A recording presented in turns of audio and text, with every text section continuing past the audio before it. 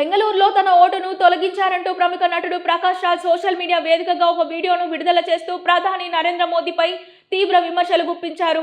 బెంగళూరు నగరంలో తొలగించిన 65 లక్షల ఓట్లలో తాను ఒకడినని, ఇక్కడే పుట్టి పెరిగిన తనను ఎంపీగా పోటీ చేసిన వ్యక్తిని ఓటర్ జాబితా నుంచి ఎలా తొలగిస్తారని ప్రశ్నించారు.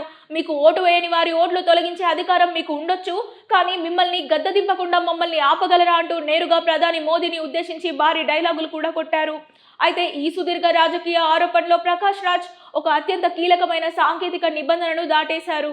కేంద్ర ఎన్నికల సంఘం ప్రస్తుతం దేశవ్యాప్తంగా చేపడుతున్న సమగ్ర ఓటర్ల సవరణ ప్రక్రియలో భాగంగా ప్రతి voter door to door enumeration survey ద్వారా సంబంధించిన ఫారం నుండి బిఎల్ఓకు అందించాల్సి ఉంటుంది. తద్వారా బోగస్, డూప్లికేట్ ఓట్లను తొలగిస్తారు. సదరు ప్రక్రియలో తాను ఫారం నింపి ఇచ్చారా లేదా అనే ప్రాథమిక విషయాన్ని ప్రకాష్ రాజ్ తన వీడియోలో ఎక్కడా ప్రస్తావించలేదు. మరోవైపు గతంలో ప్రకాష్ రాజుకు 1 కంటే ఎక్కువ చోట్ల ఓటర్ ఐడీలు ఉన్నాయనే వివాదంపై బెంగళూరు కోర్టు నుంచి నోటీసులు కూడా జారీ అయ్యాయి. నిబంధనల ప్రకారం ఒక వ్యక్తికి ఒకే ఓటు, ఒకే హక్కు ఉండాలి. ఒకవేళ ఎస్ఐఆర్ ప్రక్రియలో సకాలంలో ఫారం సమర్పించకపోతే దానికి ఒక సాధారణ చట్టబద్ధమైన మార్గం ఉంది. తమ పరిధిలోని పోలింగ్ బూత్ బిఎల్ఓను సంప్రదించి ఫారం 6 సమర్పిస్తే ముసాయిదా జాబితా నుంచి మళ్లీ ఓటును సులువుగా చేర్చుకునే వెసులుబాటును ఈసీ కల్పిస్తోంది.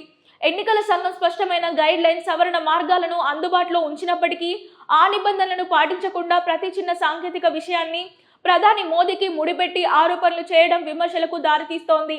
సంస్థాగతమైన ఓటర్ల జాబితా సవరణ ప్రక్రియను రాజకీయం చేస్తూ ప్రధాని స్థాయి వ్యక్తిని విమర్శించడం ద్వారా తన ఉనికిని, ఇమేజ్ను పెంచుకునే ప్రయత్నం చేస్తున్నారనే అభిప్రాయం వ్యక్తమవుతోంది.